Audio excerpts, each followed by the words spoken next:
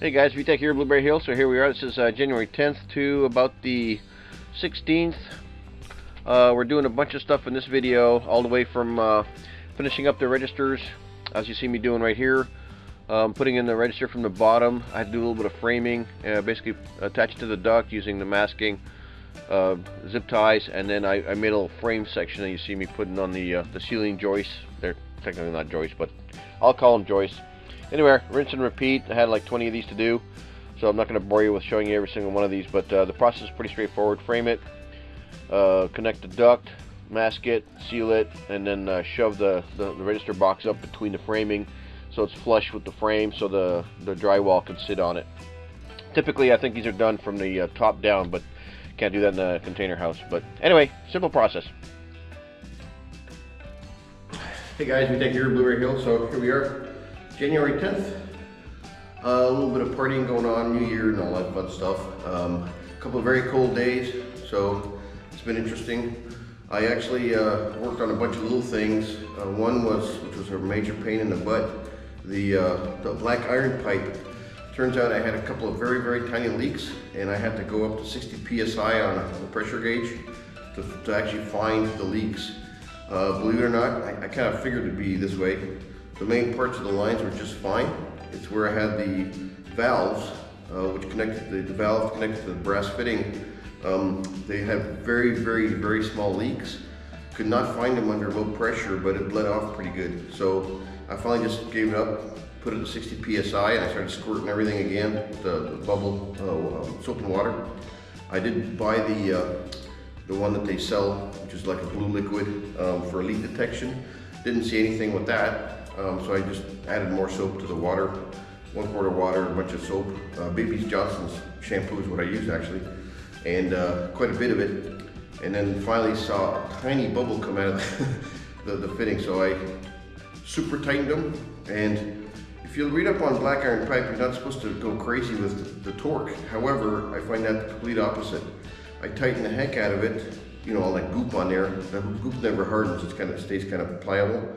And again, because it's low pressure, it doesn't really need to have crazy pressure control, but any leak is a leak. So right now it's holding at, I have it set at 40, just for fun. I actually split the system in half, and then tested 1/2 of it. I put a plug on it, tested in 1/2, and that's the half that had the leak. So I lucked out on that one. Reconnected them, and right now it's running at 40 psi.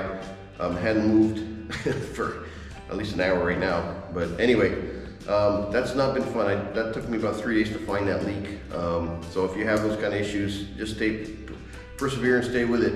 Luckily, everything that I did was accessible, so it wasn't a big deal squirting the water soap solution on there. But actually the bubbles that it has to make to find the leak, they have to show up. So couldn't give up. I had to keep going. I was ready to actually cut the system in smaller chunks if I hadn't found it. But anyway, we got lucky, so we found it, and we're good to go.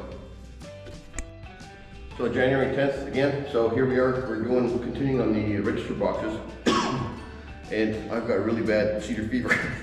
So not COVID, but cedar fever. I knocked down some trees last week with the Bobcat, and the pollen went crazy, and from that day on I've not been snot free. So welcome to Texas. But anyway, no big deal. A couple of allergy pills and stuff, and I'm good to go.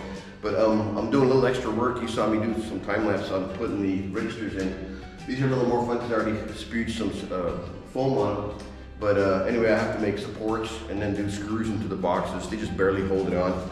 All that's going to get screwed with foam anyway, so it's going to glue that register up there pretty good and seal everything real nice. I'm actually moving along pretty good. I did the kitchen and the living room yesterday, and then continuing on the rest of the registers. I'm not sure how many more I got. 3, 6, 7, 8, 9, like 10 more to go. So not too bad. I am surprised how many tie straps I'm using. And those are the big tie straps. The ones for the register boxes are 36 inches long. The one for the 14 and 12 inch ducts that you saw me do earlier in prior video, or maybe it's in this video, I haven't figured out whether I'm going to section it or not. But anyway, those are 60 inches long, 5 foot long zip ties. And those are pretty expensive. That's like $1.50, almost $2 a hit. Go figure. 25 bucks for 15 of them, so it is what it is. Anyway, I'm continuing along. Things are moving. I think James is coming later this week. So this is the week of the 10th. We're gonna fire up the AC units and finally get the zones wired up, and I believe that's what he's gonna be doing next few days. Great. So that'll be ready to go. Propane is ready. You saw the filming of the septic digging. What a hole that is. I mean, it's a 7 by 15 by 61 inches, and it's all rock, as you saw. And then we had, since the crew was here, we paid a little extra to have the propane line dug to where the propane tank's gonna be. It was either that or I'd have to spend more money trying to get the ditch witch rock cutter to come out, or actually hire somebody to do it, or get it myself. And that was, last time I did that, it was like a $650 a day episode. So I saved a few bucks. They only charged me a few $100 extra to dig the propane hole, because that hole was fairly expensive. It's around $3,000 for the digging, which isn't cheap, but you know, it is what it is. I don't have the equipment to do that, so I kind of happily paid for it. If you include how many hours they worked, you know, $300 an hour kind of process, that seems like the going rate. So anyways, it is what it is. We're getting there, end of the month, another 2 weeks really. The propane guys are coming, bubble gas, coming to install the propane tank, so we should be plumb ready to roll. And we'll actually be able to fire up the tankless and get all that running. And we'll actually technically have hot water within the end of the month. Fantastic. We have everything plumbed electricity-wise. Then we'll get the gas, we'll be good to go. We might even light up a fire depending on how cold it gets in the fireplace. That's ready to roll. I just have to put one inlet breather pipe, a little 4-inch pipe that I have to plumb for fresh air circulation, and that's it. And now the rest of it, I gotta wait for warmer weather to start the foaming. But that's a huge step, because once we do that, we can put a few drywall pieces up in the kitchen, and then get Derek, our cabinet buddy, to come in and measure everything legit, and start the cabinet work. So hopefully things are gonna start moving pretty good. And then for the granite, all I have to do, I think I have to build out the shower floor, so we can put the granite, we're doing granite walls on the inside of the shower, because we have enough slabs for that. They're not just doing the kitchen and the countertops, but we're actually doing the same slabs for the shower. One giant piece. I don't want any seams or holes or nothing, so no tile work except for the floor. So things are moving. I think they're gonna start ramping up. Within the next 2 months, I think things are gonna get done really quickly. And then we'll start doing the finishing work, I'm hoping. So anyway, follow along if you can, and appreciate you watching the channel, and we'll see you later. Well guys, that was a few hours of work. Got all the registers done, fantastic. So they're not too hard, they're just a pain in the butt. The smaller ones actually fit in between the 16 on center rafters just fine. Those are the 6-inch registers, 7-inch tubes. Couldn't find 6-inch ducting, so 7-inch ducting. And then all the other ones were 8-inch, and I had to make those cross pieces for in between the rafters. I call them rafters. I call them ceiling joists or rafters, whatever. To actually secure them up there. They're not structural, just something to hold them up there. The screws just kind of hold the package there. And then we're gonna spray foam all that, so it's gonna lock everything nicely in. But anyway, that's a wrap for that. Fantastic, very happy. Funny thing, I found a 6 or 7 foot chunk of 8-inch flex sitting in the corner, hiding. So that 7-inch I put up in the attic on the game room for that one run. I guess I had some 8-inch, who knew? Anyway, I have it, don't need it anymore. So I'll probably just give it to James. I'll give James all the leftover pieces here. Hopefully he might buy them from me. But anyway, appreciate you guys watching. That's a wrap on that stuff.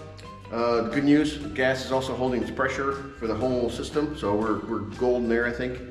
And then now I'm gonna probably start on the doors, front door and the side door. Not too, the side door's gonna be fun. The front door, I still have to build it. We're not paying $3,000 to $6,000 for a front door, so I'm gonna build it out of solid wood, steel frame, some kind of modern look, and that's gonna be a very large door. And then the side door over here is 30-inch by 82, no big deal, normal standard size door. Made from those doors over here, which we got from our neighbor from a commercial site. So I'm gonna cut those down, make it fit on the side door, and we'll be good to go there. We'll see how that pans out. Hopefully it'll work. I mean, it should work. There's quite a bit of glass in there, so there'll be a much smaller surround on the door itself. Anyway, appreciate you guys watching. We'll come back at you when we're doing a door. I've never done a door before, so first time for everything, right? Anyway, talk to you later. Bye. So here I was going to start doing the doors on the side and the front. The only thing I ended up doing was making the door full height, similar to the front door here, and I'm going to revisit the door stuff later. I switched over to making two awnings, one for the side door and one for the back deck where the sliding glass door is, and that's just to keep a little bit of water. It's roughly, I think it's 42 inches deep. You can see I welded up supports. Everything's going to get welded to the container, screwed and welded, and should be pretty straightforward. We're going to put normal metal roofing on it, and then from the bottom we'll put wood. So here you see me doing the weird antics on getting that awning on the side door kind of in permanent place. The tractor helped a lot. I basically leveled everything out real nice. You can see the zip tie holding it up, and then I have two screws on each leg that it pivots on, and then I use the tie strap to put it against the wall, and now I'm just welding it in several spots to get it to the container, and then the metal roof will go on top of that, and we're probably gonna do some kind of version of shiplap, dark wood, something or other from the bottom side to make it look kind of rustic. We'll see.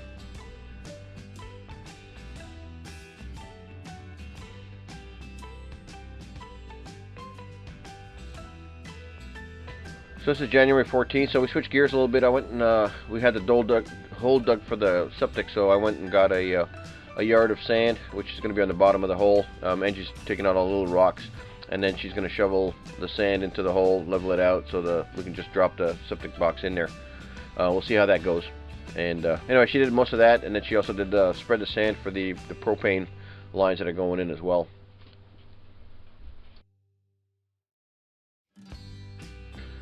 Alright, so as Angie was doing the sand, I started running number 10 Romex on the septic, for the septic system.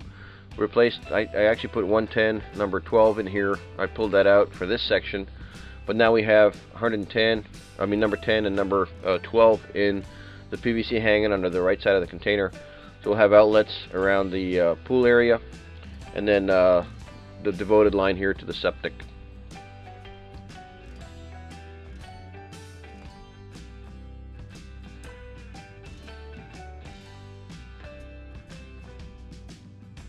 So Angie's back in the hole, spreading the sand in the septic hole. Hopefully we won't get a flood by the time they do septic, which is scheduled for February 7th. Then she spread the rest of the sand in the propane ditch, so the propane line can go from the tank to the house.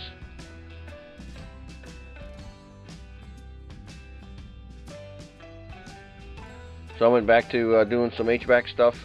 I redid the plenum to the air handler here. I had to support it underneath. I didn't have this supported, so it kind of sagged out. So I had to redo it. And then, of course, I'm going to spray foam everything that's connected to anything. So all the plenums and ductwork, that gets sprayed. The plenums on the air handler gets sprayed. Everything gets sprayed with polyurethane spray foam, can versions. Then I went over and started doing the PVC, the overflow stuff. That was pretty simple. It's just small PVC stuff, 3/4 inch. And it's got two sensors for overflow. You can see the wires, the black wires hanging from the copper. That's to one that goes off the unit, and there's a second one that's going to be clipped onto the. Actually, you can see a little tiny white thing right near the trap. That's a second sensor that if that pan fills up and water's not moving out, it's going to trip that as well. So I'm wiring the zone controllers. This is one of the dampers. It's just a two-wire system. The dampers are open, and when they get voltage, they close. I'm not sure if they close all the way or they close partially based on what the zone controller tells them to do. So there's one of the zone controllers. It's going to be a 3 thermostat, 3 valve controller for the office, the apartment, and one for the kitchen. The other zone controller goes up in the attic, which is right here to the right of me. You can't even see it. But here I'm finishing up the duct. This was a major pain in the patootie. just from access. So here you see me, this is a 14-inch duct going onto the return into the game room. So that was a real fun job. I basically did it standing on a ladder. There you see the spray foam going in and seal everything up. It wasn't too much fun crawling around in this space. It's more like army crawling. So I set this up and then I crawl back in there and I finished spray foaming. I'm not sure I have the camera on the whole time. I guess I did, but anyway, it was, there I am. So a little bit of army stuff, and then I've continued working on the rest of the ducting. In hindsight, if this was a foot taller, that would have been really fantastic. So I didn't shoot the rest of the video up in the game room. It was too tight, and the light was kind of, I have to keep moving that around. So here I'm just showing you the shot of me doing the handheld. It's called Pro Tough Stuff, little gun, and then polyurethane closed cell foam. Stuff works great. Once it hardens, it works as glue as well as sealant, right? So it's very good. I love it. Spray foam is the bomb, I think. I mean, we're doing the whole house in spray foam. But here you see me doing most of any connection that I had, I taped up. Then I did the spray foam just for fun. And it sticks to anything, including my hair, which I have very little of, but it is still stuck to my hair.